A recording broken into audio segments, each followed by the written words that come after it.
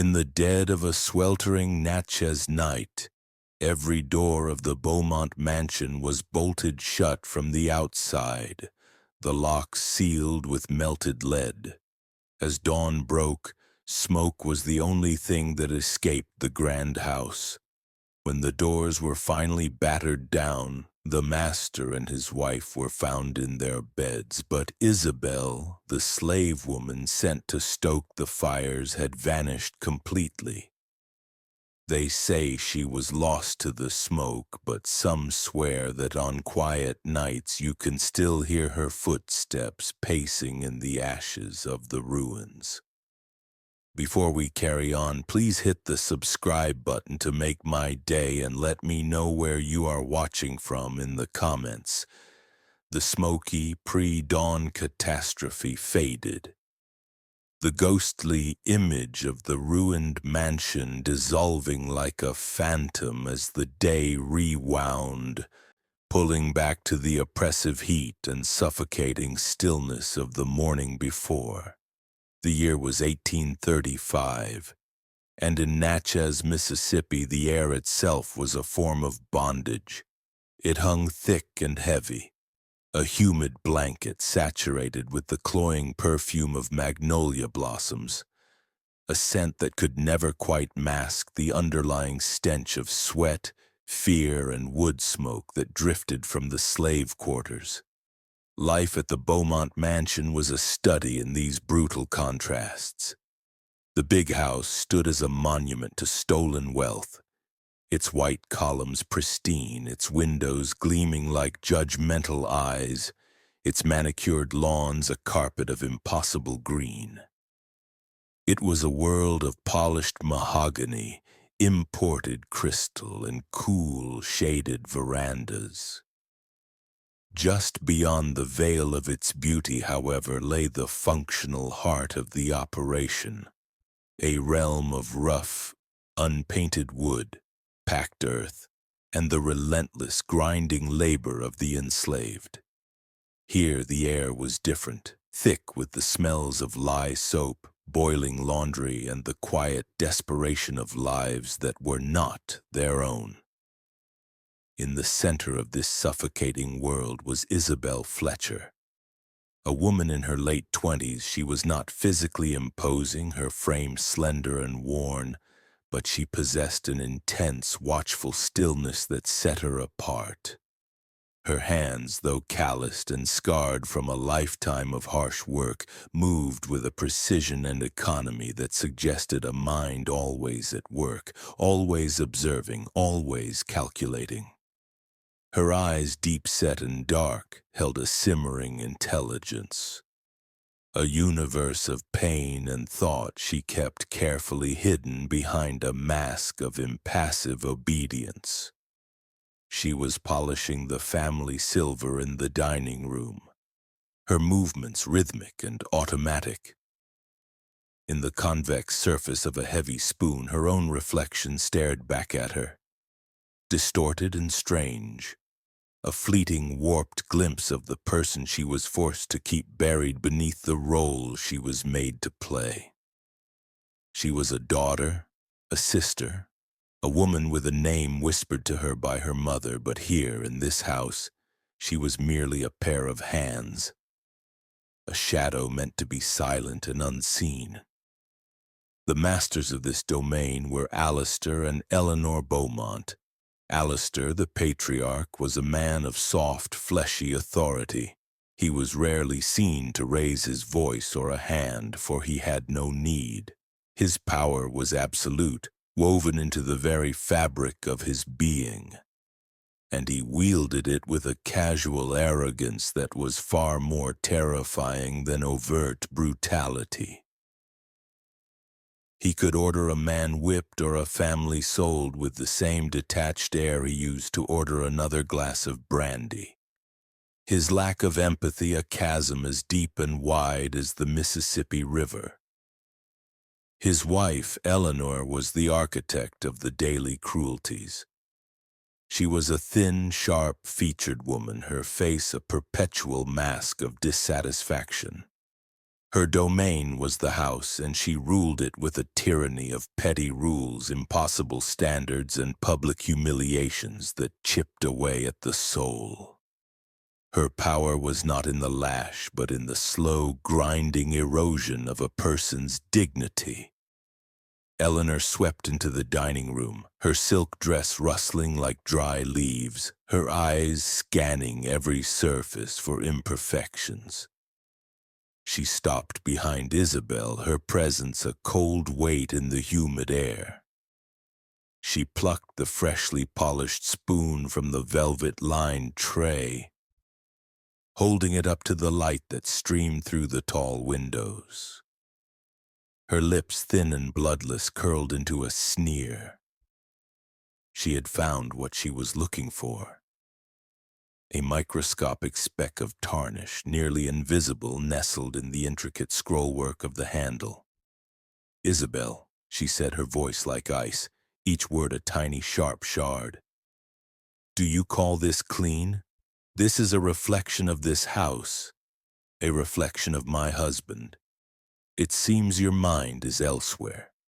Isabel kept her head bowed, her gaze fixed on the dark wood of the floorboards. She did not look at the woman, did not look at the spoon. To meet her eyes would be to reveal the inferno raging behind her own. "Forgive me, mistress," she replied, her voice a carefully constructed monotone devoid of any emotion. "I will do it again." Eleanor dropped the spoon back onto the tray with a clatter that echoed the slamming of a cell door. She turned and swept away, leaving Isabel alone in the suffocating silence. A hot white wave of fury washed over Isabel, so intense it made her vision swim. It was not about the spoon. The spoon was nothing. It was about the years, the endless, thankless years of stolen labor. It was about the theft of her name, her family, her future, her very life. More than anything, it was about the raw, gaping wound of a recent injustice, the sale of her younger brother Jacob just 2 weeks prior. He had been sent south to the sugar plantations, a fate whispered about in the quarters as a death sentence. She could still feel the phantom grip of his hand in hers, still hear his choked sob as he was led away. The heat of the day was no longer just on her skin, it was a fire building inside her, a blaze fed by a lifetime of dry tinder waiting for a single careless spark. The day bled into late afternoon. The sun began its slow descent, painting the western sky in bruised shades of orange and purple, yet the heat remained, a physical, oppressive weight. The air was utterly still, expectant, as if the world itself was holding its breath. The Beaumonts were hosting a lavish party that evening, and the entire household had been thrown into a state of controlled chaos.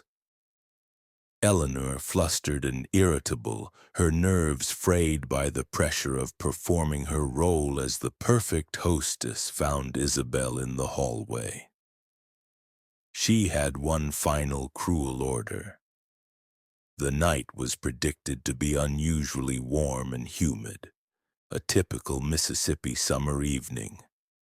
But the Beaumonts, in their insulated world of privilege, were accustomed to the comfort of roaring fires in every hearth of the main house.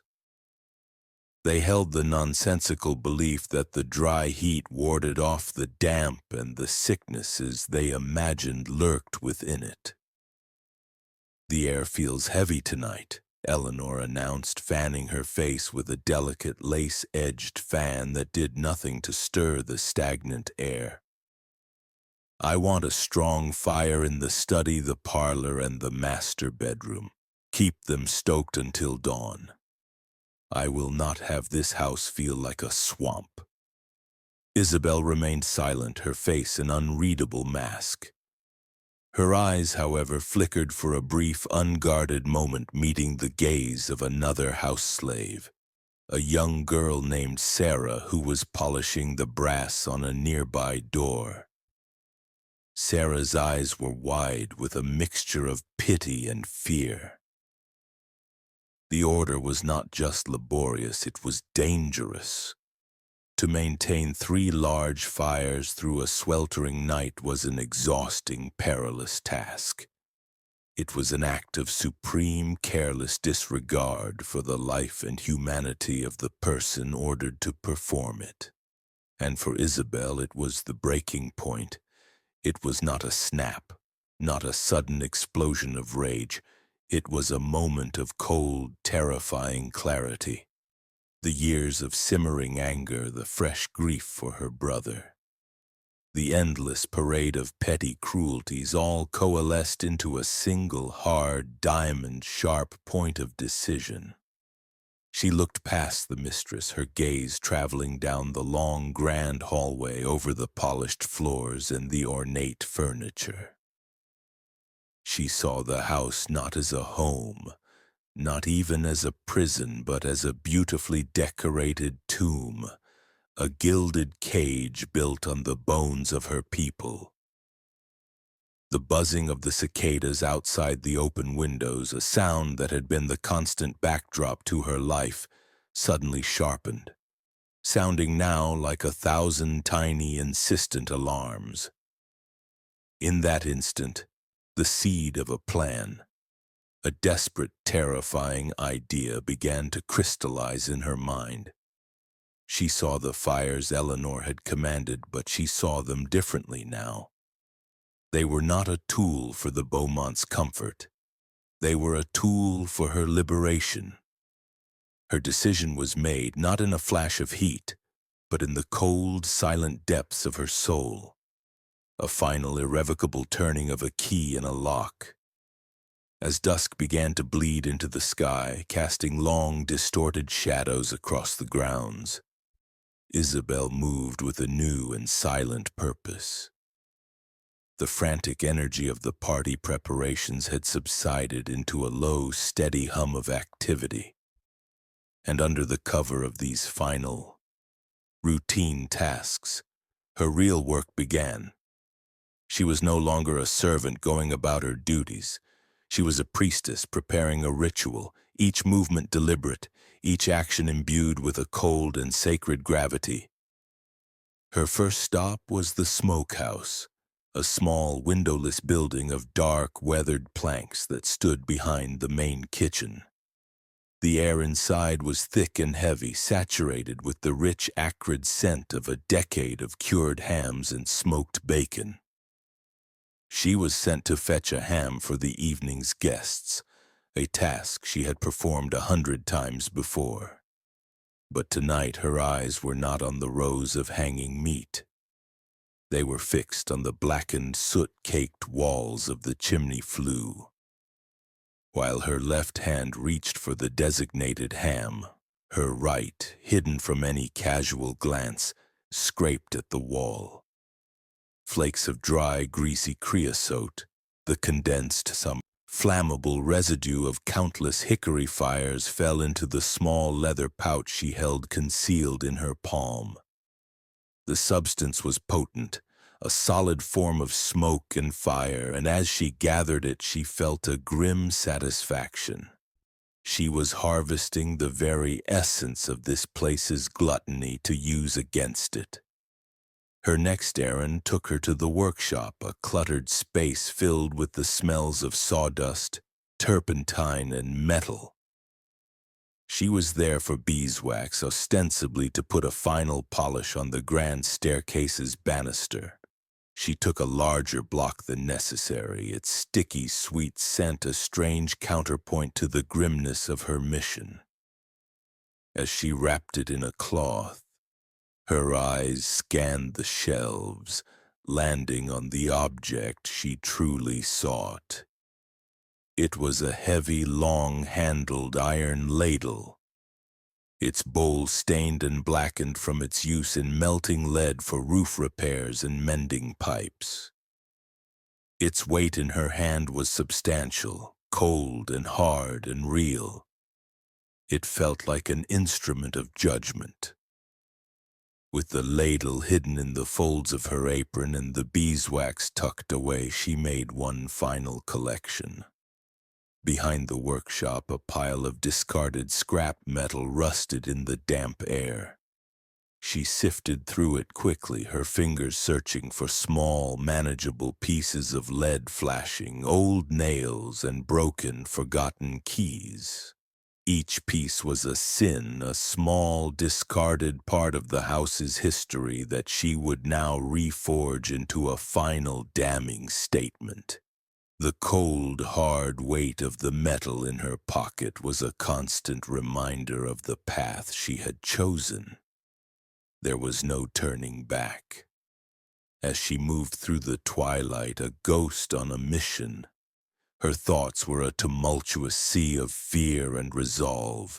The fear was a cold, tight knot in her belly, a primal terror of the fire, the pain, the finality of what she was about to do. But the resolve was a hot, steady flame in her chest, fanned by the memory of her mother. Her mother had been a root woman, a keeper of old knowledge, a woman who understood the language of the earth. She had taught Isabel about herbs that could heal and herbs that could harm. She had taught her about fire, not as a monster, but as a force of nature. Fire cleanses, child. Her mother's voice echoed in her memory, a whisper from a world away.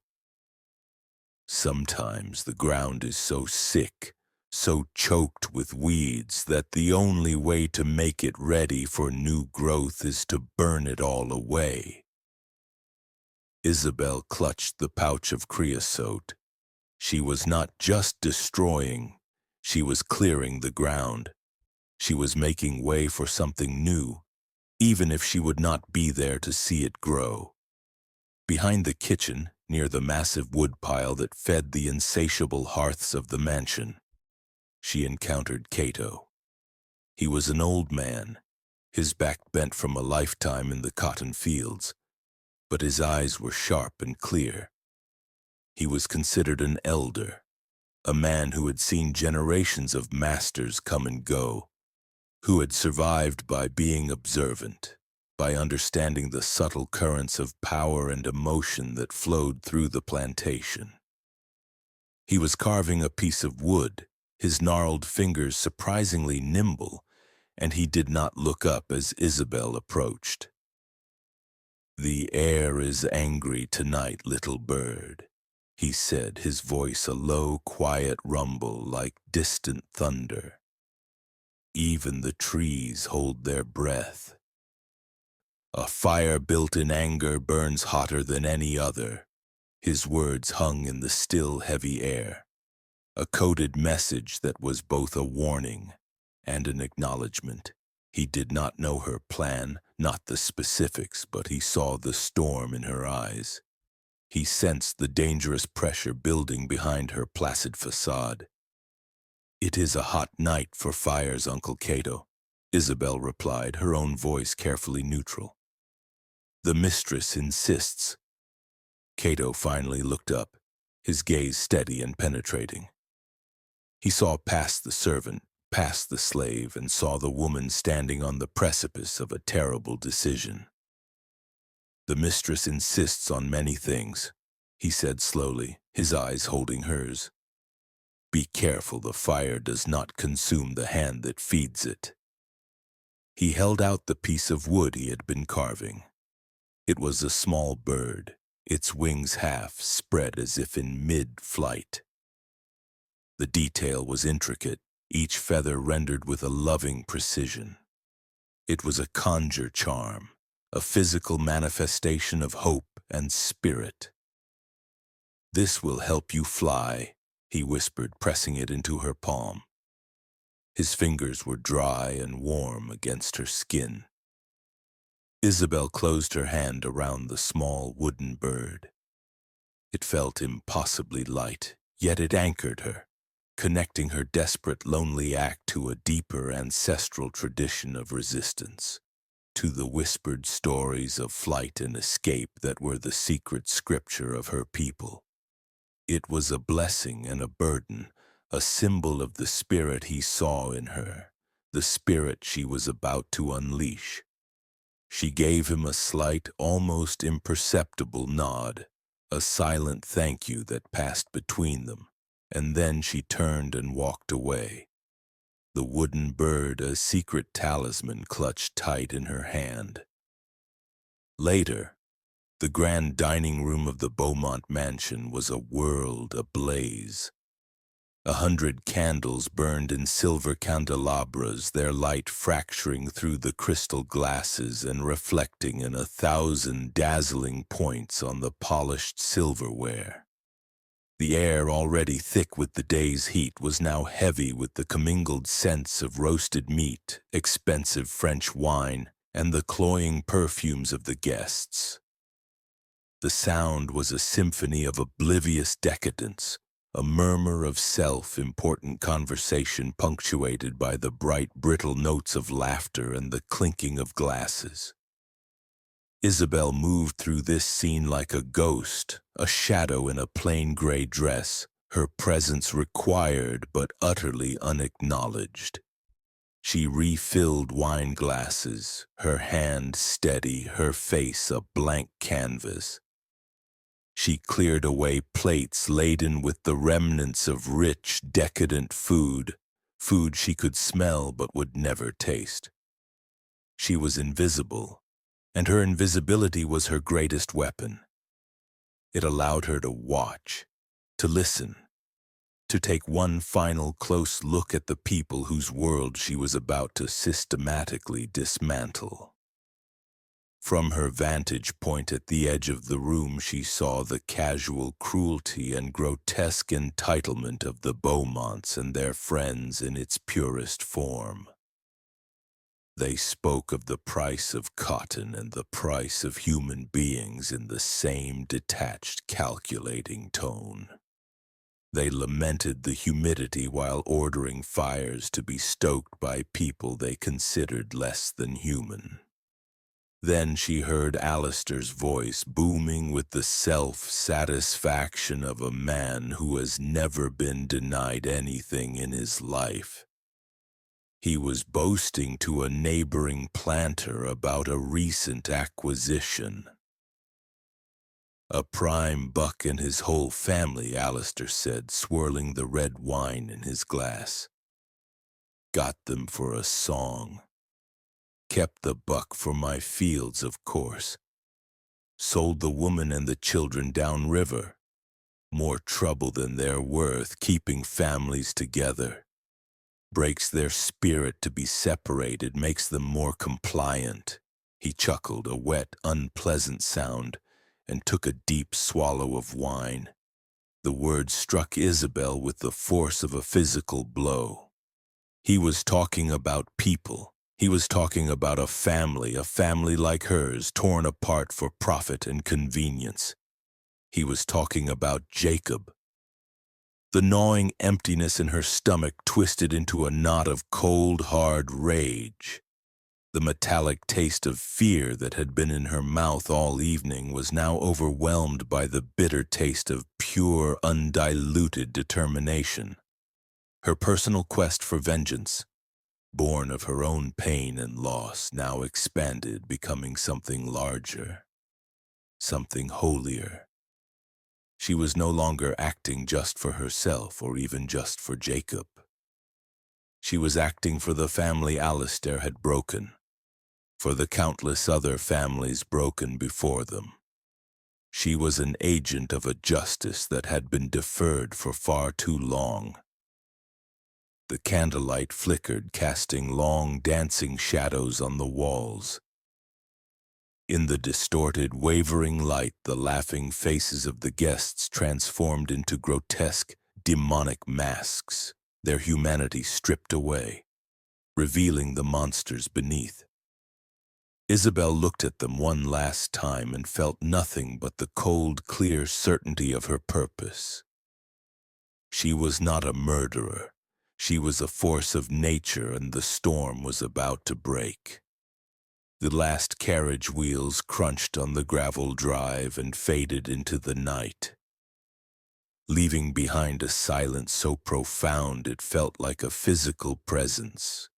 The Beaumont mansion, which moments before had been a riot of noise and light, now settled into the heavy, watchful quiet of the deep South after midnight. The air, thick and stagnant, held the ghost scent of the party, a cloying mix of spilled wine, snuffed candles, and wilting gardenias. For Isabel, this silence was not peace, it was the deep breath before the plunge. The only sounds were the funereal ticking of the grandfather clock in the hall, each swing of its brass pendulum marking a second closer to dawn, a second closer to the end, and the incessant shrill chirping of crickets from the darkness outside, a sound that seemed to mock the stillness within. The house was finally asleep, its masters retired to their upstairs chambers, their bellies full and their minds empty of any thought for the woman who moved through the darkness below. Isabel began her work. She moved not with the timid, shuffling steps of a servant, but with the quiet, deliberate authority of the true master of the house. Her bare feet made no sound on the cool, polished floorboards as she began a final tour of her prison. She walked through the downstairs rooms, her fingers lightly tracing the edges of the opulent furniture. The silk-covered chairs, the mahogany tables that gleamed even in the faint moonlight filtering through the tall windows. She saw these objects not as things of beauty but as artifacts of her bondage, each one purchased with the blood and sweat of her people, each one a testament to a world of profound injustice. She paused in the parlor, then the study, checking on the fires she had been commanded to build. They had burned down to low, glowing embers, pulsing like the sleeping hearts of great beasts. She did not stoke them yet. She was the keeper of the flames now, and they would burn on her schedule, not Eleanor's. This was her house now for these few precious hours. Her fear was a cold, hard knot in the pit of her stomach, a physical thing that threatened to choke her. But her purpose was a hot, steady flame in her chest, a fire of her own making that burned away the terror. In the pocket of her simple dress, her fingers found and closed around the small, intricately carved wooden bird Cato had given her. Its smooth, worn surface was a comfort, a tangible link to the world of her ancestors, to a lineage of quiet resistance and unspoken power. It was a reminder that she was not just Isabel the slave, a creature of the Beaumont's making. Tonight she was something else entirely. She was the daughter of a root woman who understood the cleansing power of fire. She was the sister of a boy sold into a living hell. She was an instrument of a justice so long denied that it had to be delivered in smoke and ash. She was no longer a victim, she was a reckoning. The core of the mystery, the part that would baffle and haunt the people of Natchez for generations, began in the scullery, a small, damp room off the main kitchen. Using a few pieces of kindling from the wood box, she built a small, contained fire in the stone hearth, a fire just large enough for her purpose. The air filled with the clean scent of burning pine, a strange perfume for the work at hand. She took out the heavy iron ladle she had taken from the workshop, its weight a grim reassurance. Into its blackened bowl she placed the scraps of lead flashing, the old nails and the broken keys she had gathered. She held the ladle over the flames, her arm trembling slightly from the strain. She watched, her face illuminated by the hungry orange light, as the solid metal began to sweat, then soften, then collapse into a shimmering, molten pool. The glow was mesmerizing, a tiny silver sun born in the darkness of the house. A sharp, pungent, metallic smell, the smell of the earth's bones being melted, filled the small room. The process was dangerous, requiring a focus so intense it burned away everything else. A single drop of sweat, a single misplaced jolt, could send the molten metal splashing, searing her skin, ending her plan before it had truly begun. Once the lead was fully liquid, she began her silent, methodical work. She moved first to the kitchen door. It had a simple latch and a heavy iron key. Using the modified key she had spent weeks filing down in secret, she locked the door from the inside. Then, with a hand that was now unnervingly steady, she carefully poured a small amount of the molten lead into the keyhole. It vanished into the mechanism with a soft, almost inaudible sizzle. She poured more, letting it overflow and run down over the seam where the bolt met the frame. The liquid metal cooled quickly, solidifying into a hard gray seal, a permanent, irreversible scar. The door was no longer just locked, it was fused shut. She moved to the garden doors, then the side entrance, repeating the ritual at each one. Lock the bolt, pour the lead, watch it cool into an unbreakable bond. Each sealed door was another nail in the coffin of the Beaumont dynasty. Her shadow, cast by the faint light of the embers and the glow from the ladle, was huge and distorted on the walls, the silhouette of a giantess enacting some terrible ancient rite. The last door was the front door, the grand entrance to the house. It was her masterpiece of malice. It possessed a heavy iron bolt on the inside, a thick bar of metal that slid into a heavy iron bracket. Locking it from the inside would trap her. But Isabel had studied this door for years. She had noted the narrow mail slot, a brass-covered slit in the thick oak. She took a long, thin piece of wire she had salvaged from a broken broom and carefully, painstakingly looped it around the handle of the bolt. She threaded the other end of the wire through the mail slot, letting it dangle invisibly in the darkness outside. When the time came, a single sharp pull from the outside would slide the bolt home. Then she could pull the wire free, leaving behind a door that was, by all appearances, impossibly bolted from the outside. It was a simple, elegant, and damning piece of engineering. With all the downstairs doors and windows now sealed and prepared, Isabel stood in the center of the grand foyer. The house was a tomb, and she had just trapped herself inside with her captors. The silence was no longer watchful, it was suffocating. It pressed in on her from all sides, amplifying the frantic beating of her own heart. For a terrifying moment, a wave of pure animal panic threatened to overwhelm her. The sheer, crushing weight of what she had done, of what she was about to do, crashed down on her. What if she failed? What if the fires didn't take? What if she was discovered? What if she was simply condemning herself to a death more horrible than any she could have imagined?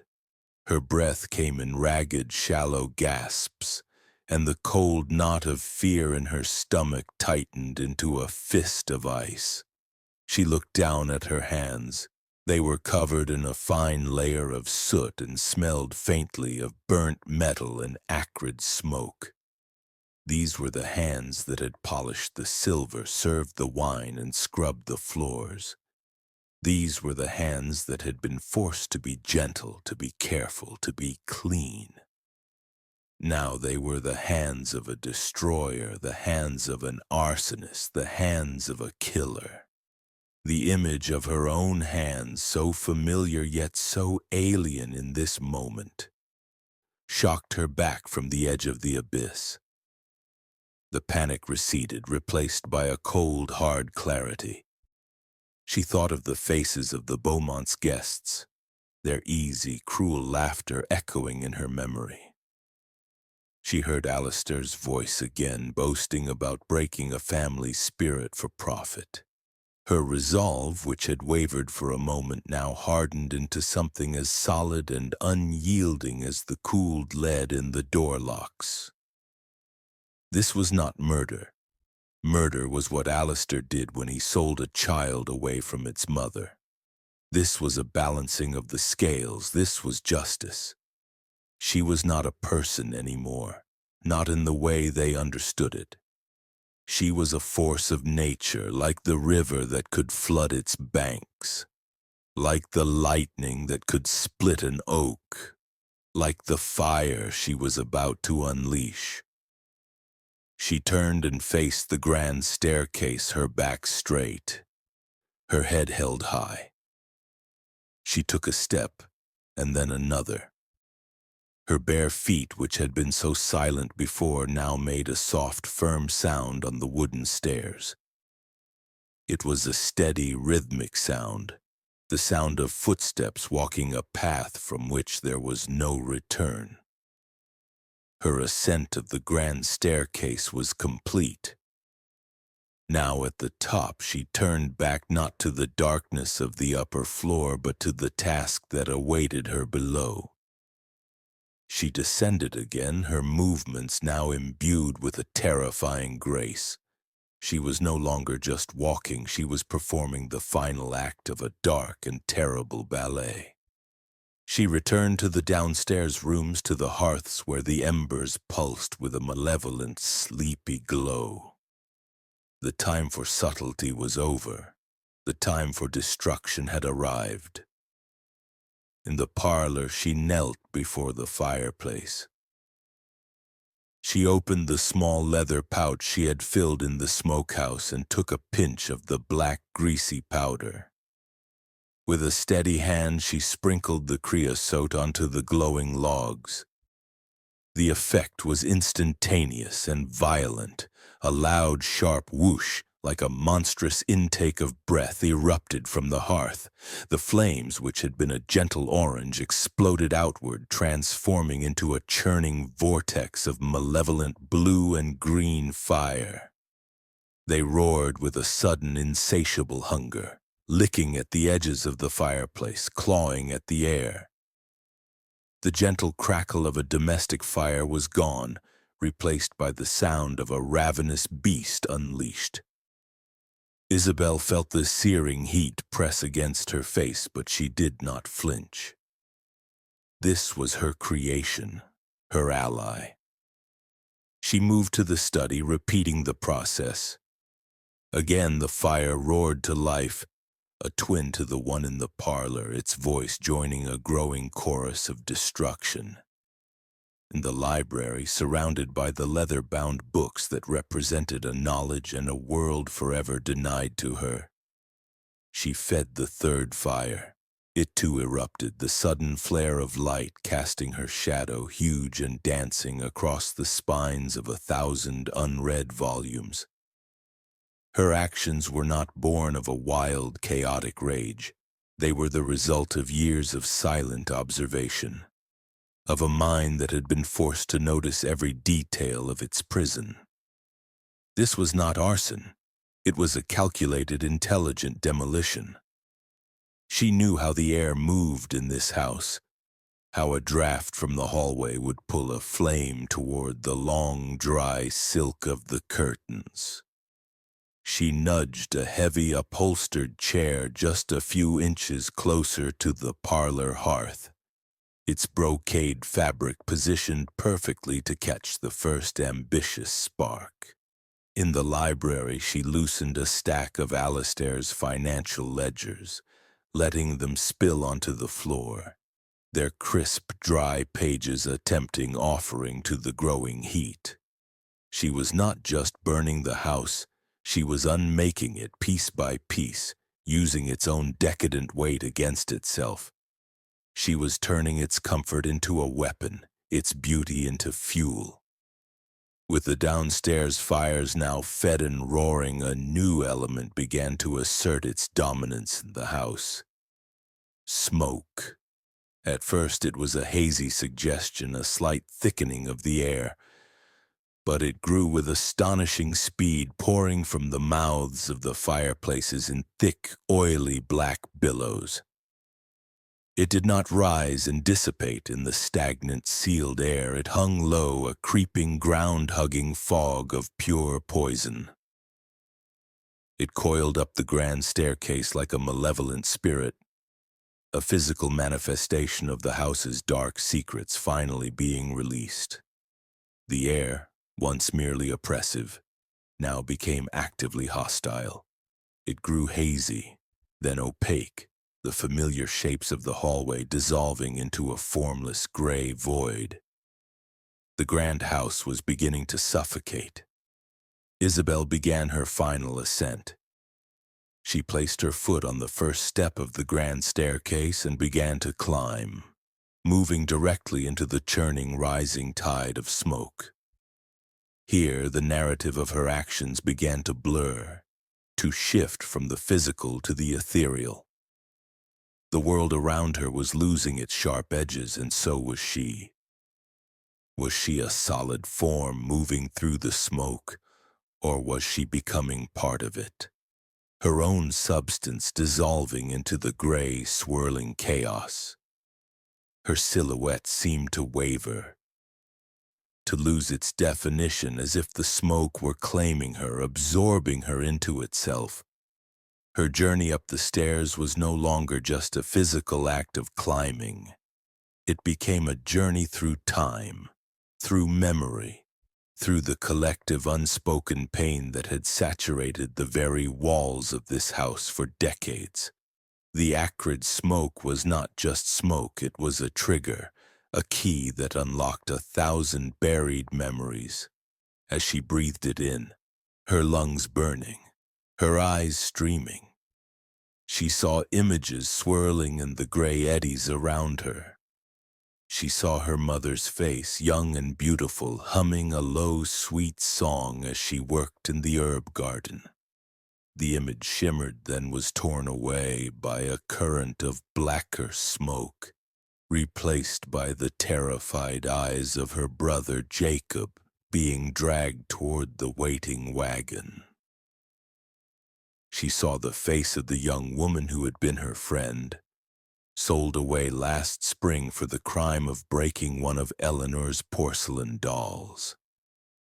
She saw the faces of countless others, the silent, stoic men from the fields, the weary women from the laundry house.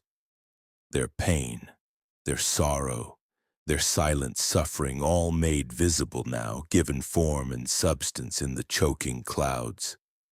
The smoke was the house's final confession. It was the physical manifestation of every lash, every cruel word, every stolen child, every broken spirit. Isabel was not just walking up a staircase. She was wading through the accumulated misery of generations, her own grief mingling with the grief of all who had come before her. The fine carved boiserie of the walls, the delicate wooden panels that Alistair had been so proud of, became indistinct, their intricate patterns blurring and then disappearing completely into the gray. Along the wall hung the portraits of the Beaumont ancestors, a gallery of stern, pale faces that had watched over the house with cold, proprietary arrogance. As Isabel passed, their painted eyes seemed to follow her, their expression shifting from judgment to accusation, and then to something that looked almost like fear. Before they too were swallowed by the smoke, their gilded frames and smug faces erased from existence. The air was thick with the taste of soot and sorrow. Her lungs burned with the effort of each breath, but she did not falter. She continued her ascent, a lone figure climbing toward the heart of a storm of her own making. A ghost walking through a graveyard of memories. Outside, on the deserted streets of Natchez, the sky was beginning to bleed from black to a deep, bruised indigo. The first faint hint of dawn was on the horizon. A man named Elias was on his final patrol. He was the town watchman, a position that was mostly a formality, a matter of walking the quiet streets and ensuring that the sleeping town remained asleep. He was tired, his feet ached, and he was looking forward to the end of his shift, to his small house and his warm bed. He walked along the street that bordered the grand estates, his footsteps echoing in the pre-dawn stillness. He glanced at the Beaumont mansion, a familiar and imposing landmark, its white columns a ghostly presence in the gloom. It stood dark and silent, just as it always did at this hour. But then something caught his eye. It was a small thing, something he might have missed if he hadn't been looking right at it.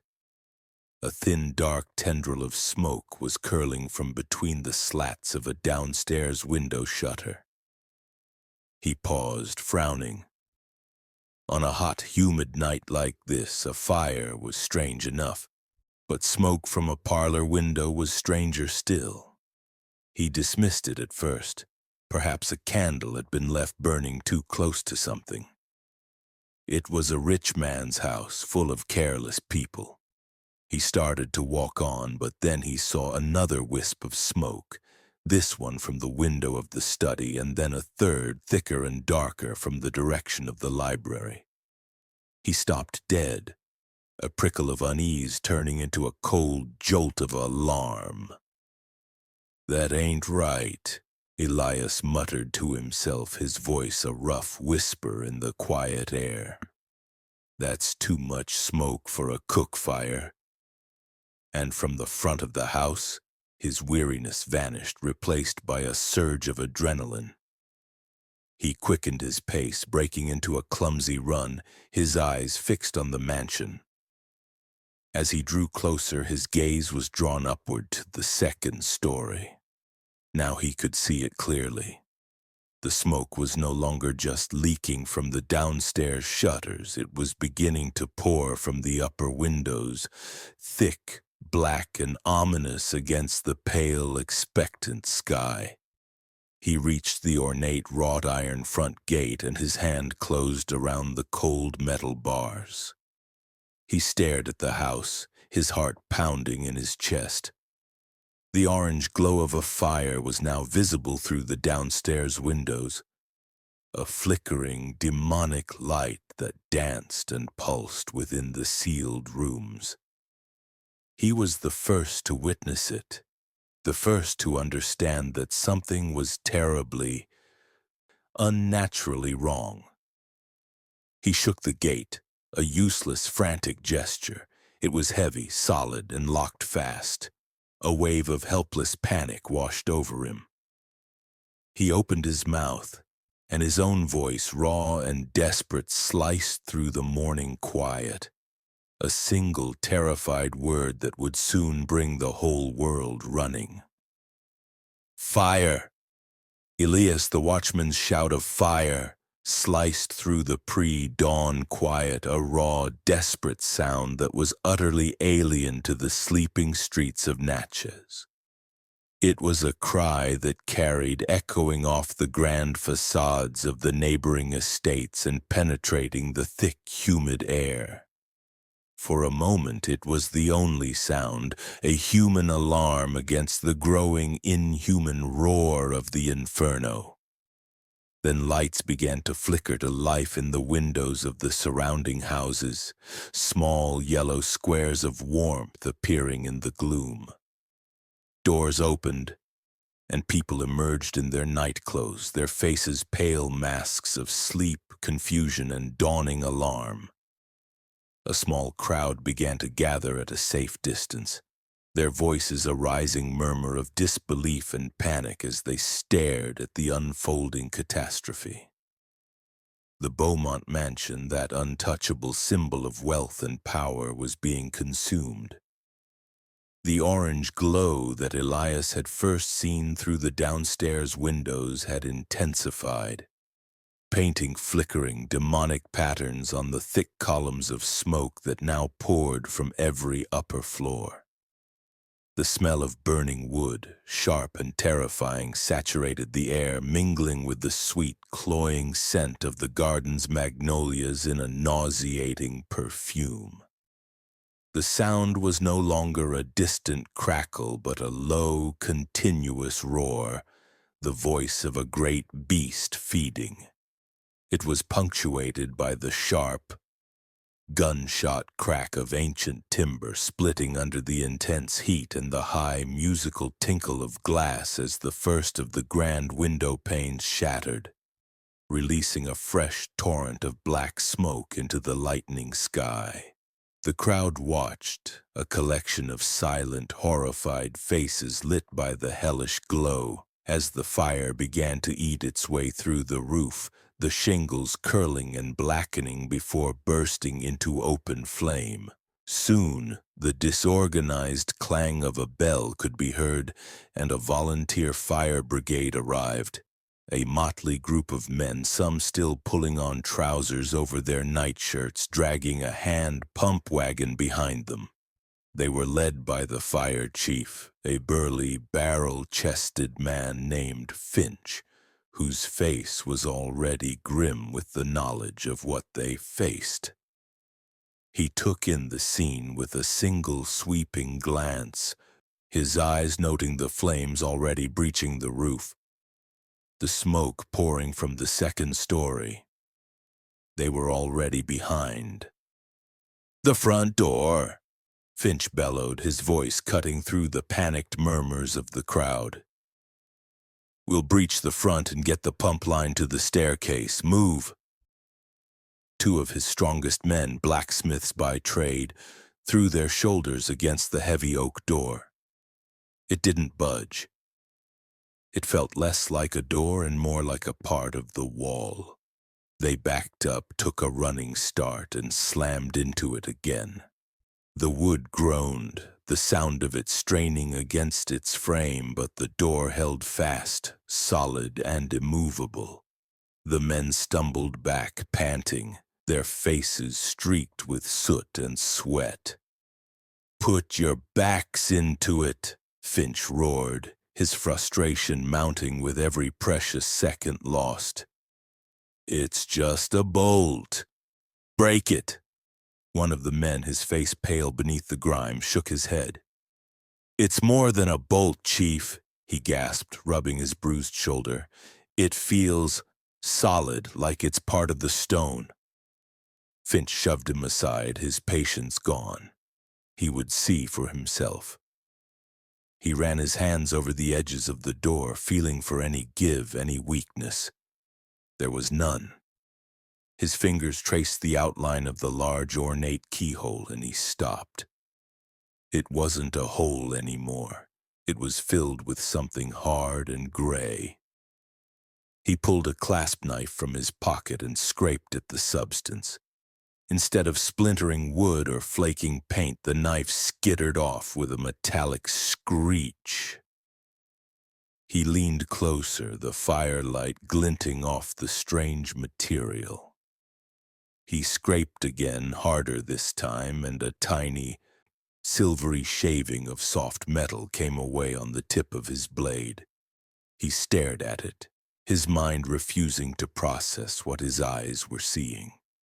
He looked at the seams of the door where the wood met the frame and saw it there too. A thin, dark line of the same substance, sealing the door shut as if it had been welded in place. "It's lead," Finch whispered, his voice thick with a disbelief that bordered on awe. He straightened up, turning to his men, his face a mask of baffled horror. "It's lead, melted lid. The damn thing is sealed shut." The word spread through the firemen like a contagion, a hushed, horrified whisper passing from man to man. Sealed.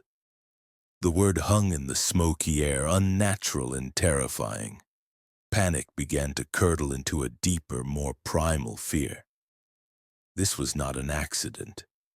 This was not a stray ember or a forgotten candle. This was something else.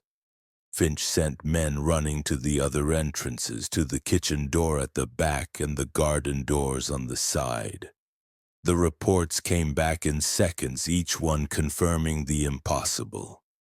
Every door, every potential entrance to the house was sealed in the same way, the locks fused shut with solidified lead.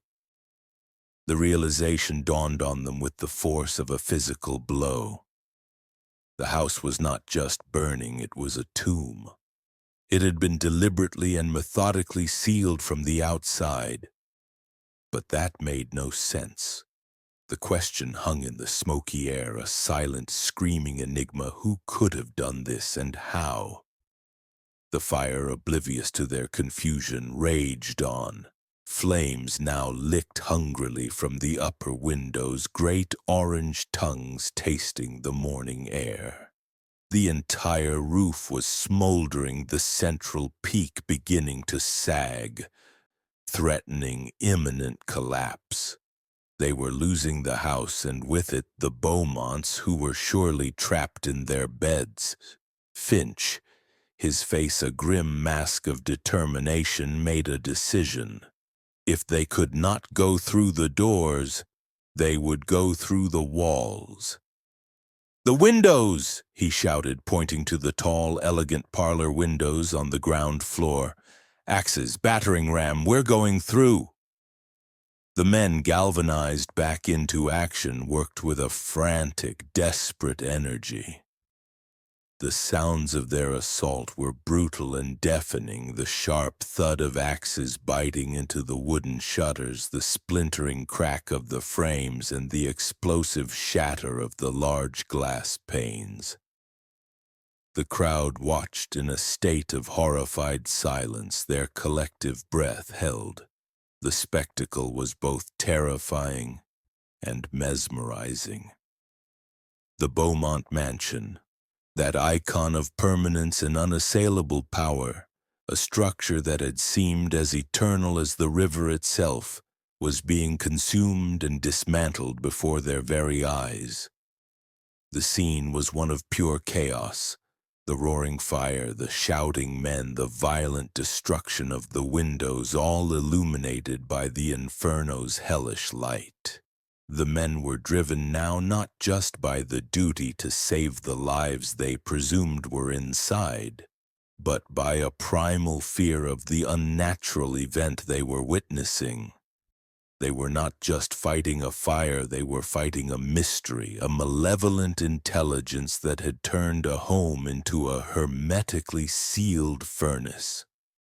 A little way down the street, standing in the shadow of a great oak tree, a neighbor named Mrs. Gable watched the destruction, her thin arms wrapped around herself. She had known the Beaumonts for years, had attended their parties, had exchanged pleasantries with Eleanor on the street, but her thoughts were not with them. She was thinking of the slave girl, Isabel.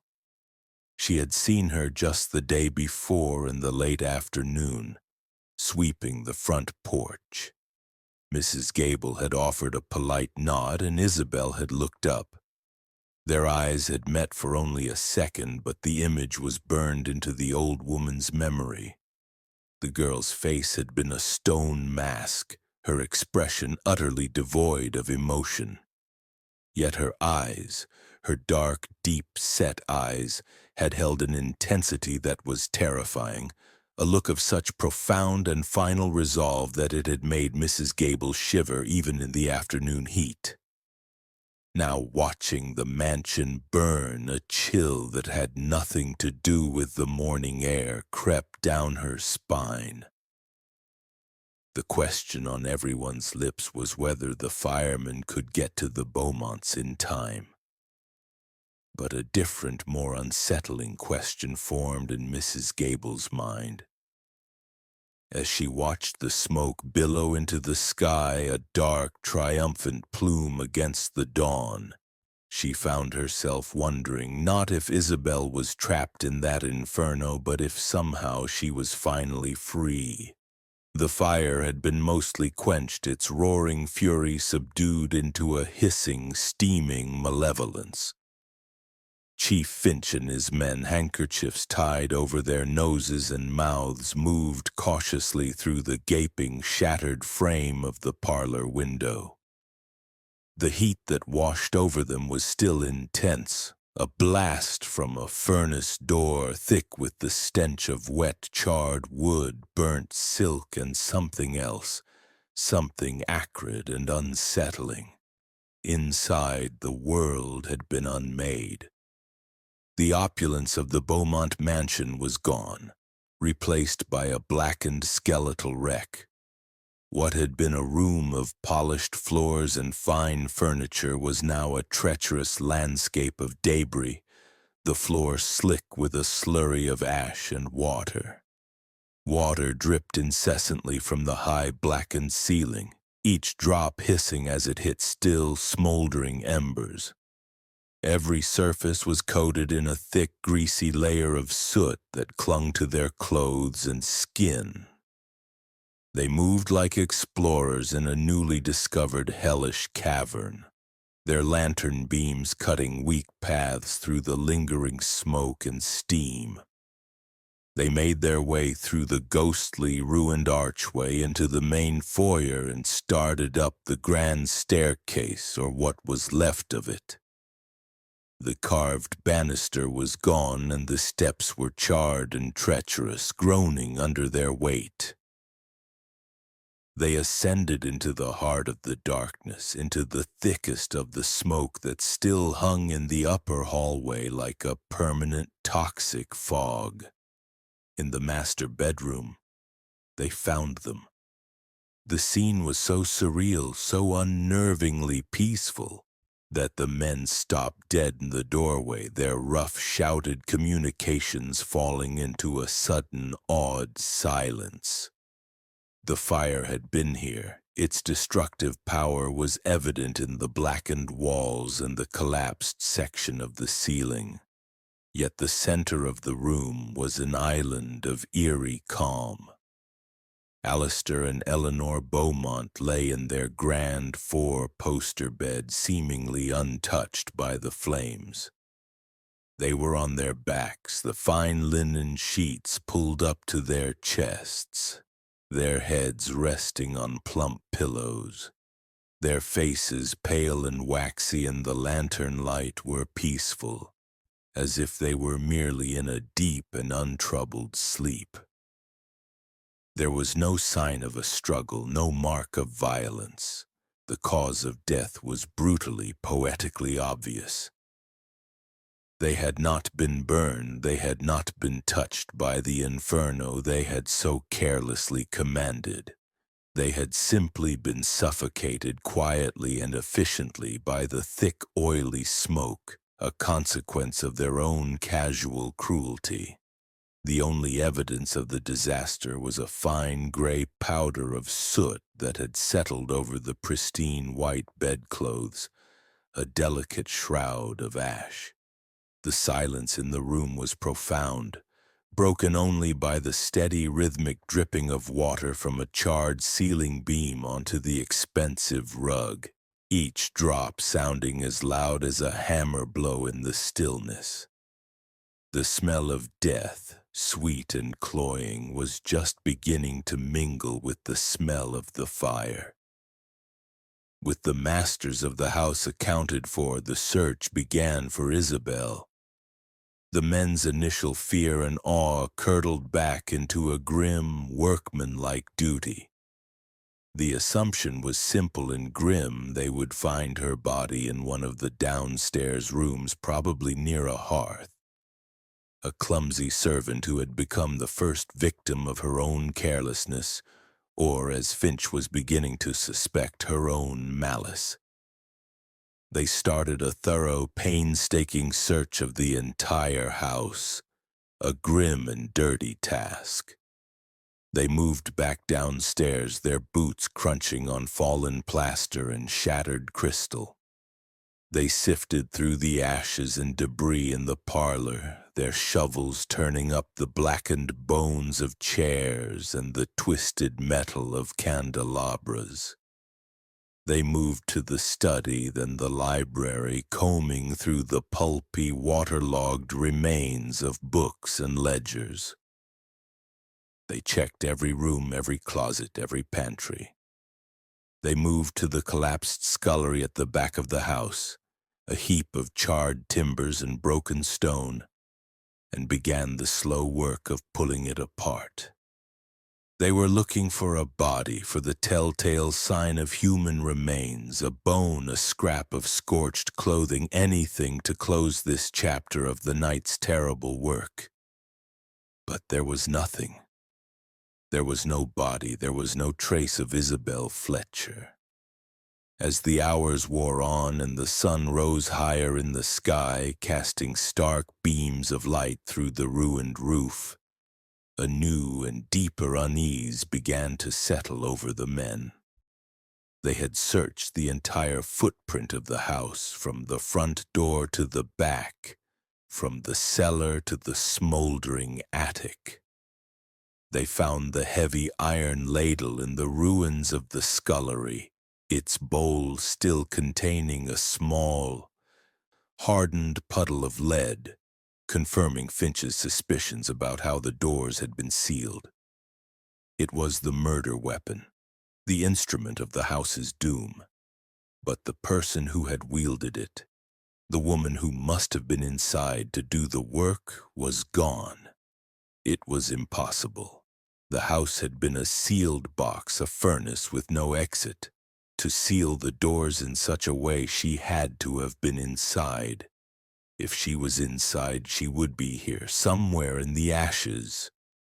The logic was as solid and inescapable as the lead in the keyholes. Yet the evidence, or the utter lack of it, defied all logic.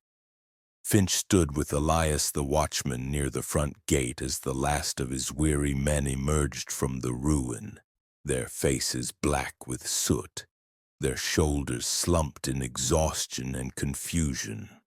The sun was bright now, and the smoke rising from the mansion was a thin, white, ghostly plume against the brilliant blue sky. "It makes no sense, Elias," Finch said, his voice low and gravelly.